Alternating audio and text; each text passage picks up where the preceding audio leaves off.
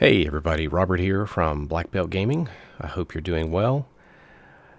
Today I'm reading through more of Adventures Dark and Deep, 1st edition AD&D Expanded. We are up to the Illusionist with the classes, and the Illusionist has a requirement here, an Intelligence 15, Dexterity 16, Deep Gnomes and Hill Gnomes, Human Drow, and humans, maybe Illusionists. You need a D4 for your hit dice, and I believe the weapons are the same as for the magic users: daggers, darts, knives, slings, and staves.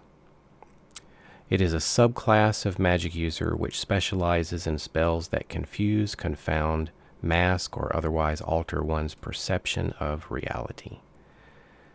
I thought the magic user may have required 2,500 experience points to reach 2nd level. Not 100% sure on that, but the Illusionist, you need 2,250. Magic user, magic item use. Illusionists have special limits on the sorts of magical items they can employ. They may use any sort of potion, not limited to fighters. So if the potion is limited to fighters, they cannot use it. They may also employ scrolls of illusionist sort, plus any spell normally available to illusionists, even though they are not contained on a magic user scroll.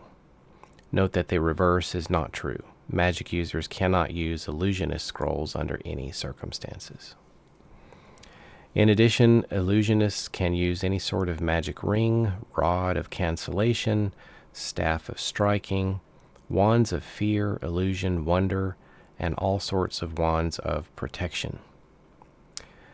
They are not able to use any additional powers of crystal balls, such as ESP, nor may they use the robe of the Arch-Magi, but can otherwise use all robes and books available, usable to magic users. All other magical items are open to their use, including magic daggers, unless by their nature such items would not be something usable by illusionists, such as armors or swords, etc. Spellcasting ability. It's much like the magic user. They're able to cast magical spells as a result of their long and intense studies. The number of spells that they can commit to memory at any given time is dependent on their level. So again, I think very similar to the magic user, 1st level gets a 1st level spell slot. All right, let's go to the next page.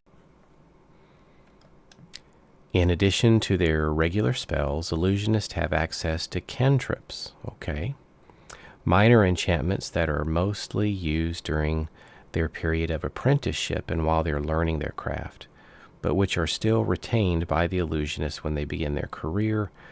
If the illusionist wishes to memorize cantrips, up to 4 may be memorized in lieu of a 1st level spell. So looking like the magic user, just the same.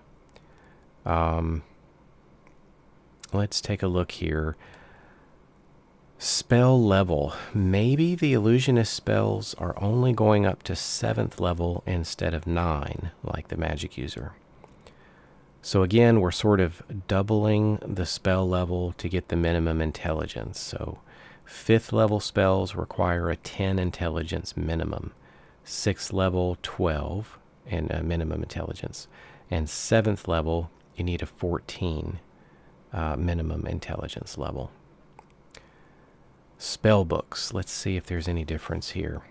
Spell books will typically begin with 2 standard spell books. One has the cantrips, and the other will have the 1st level spells. These 2 books do not cost the illusionist anything. And note that the illusionist must either immediately opt to discard his book of cantrips or keep it, and he can't turn around and sell it to gain cash at a later time. Characters will never begin the game with a traveling spellbook, which is the smaller, more portable one. They're going to have to pay to get that. So like the magic user, the cantrips are broken up into different types, and The Book of Cantrips will contain a number of 0-level spells as followed. Selecting again.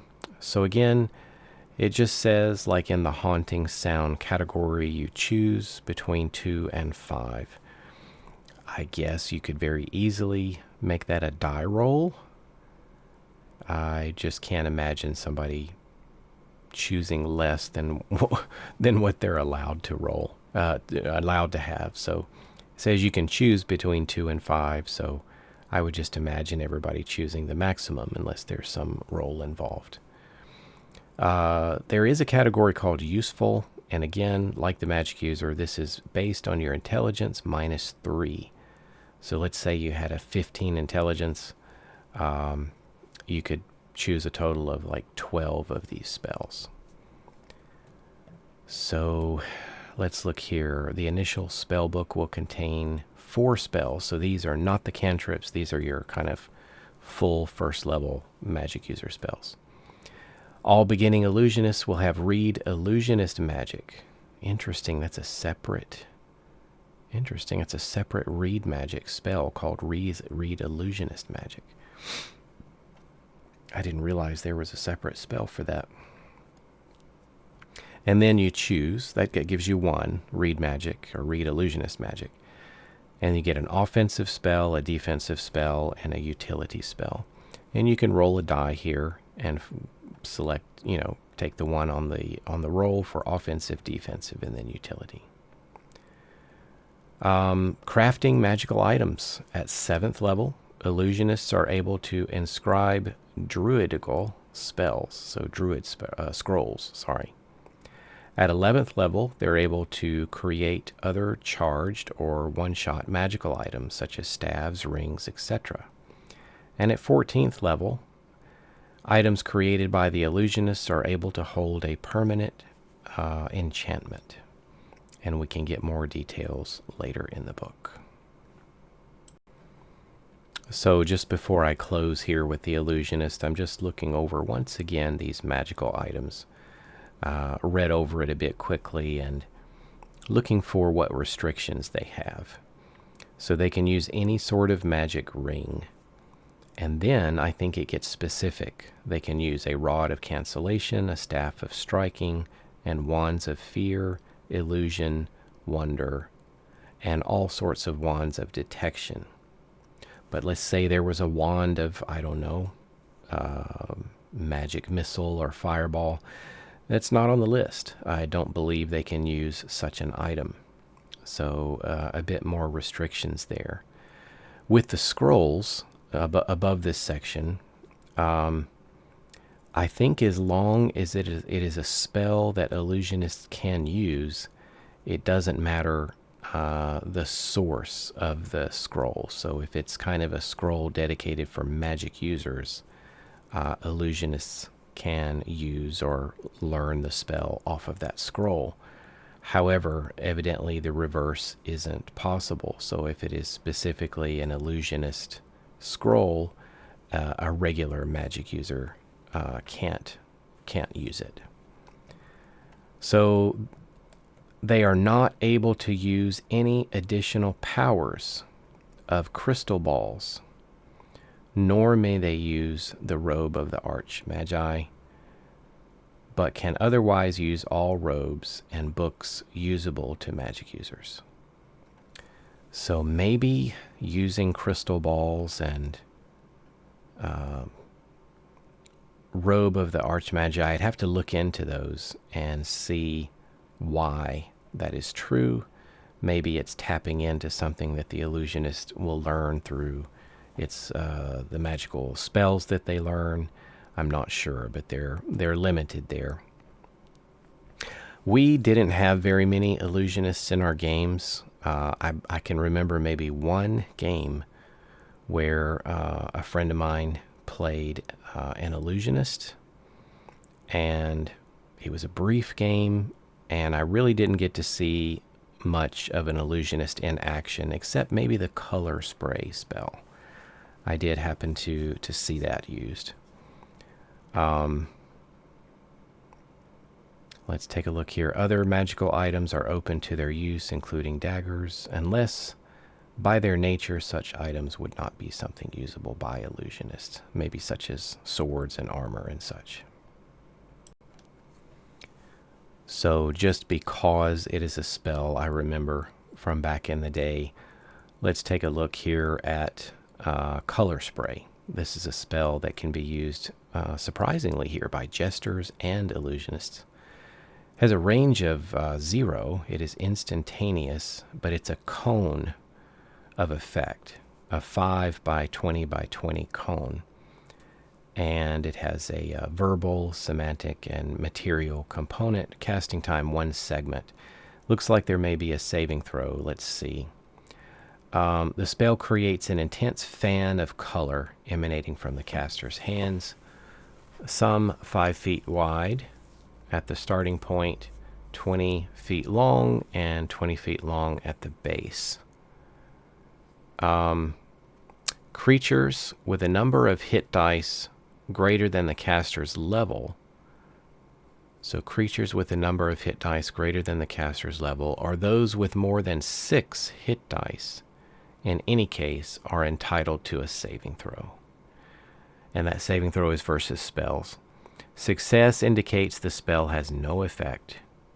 So as a first level illusionist, you're pretty much going to guarantee that everybody's going to be rolling a saving throw against this.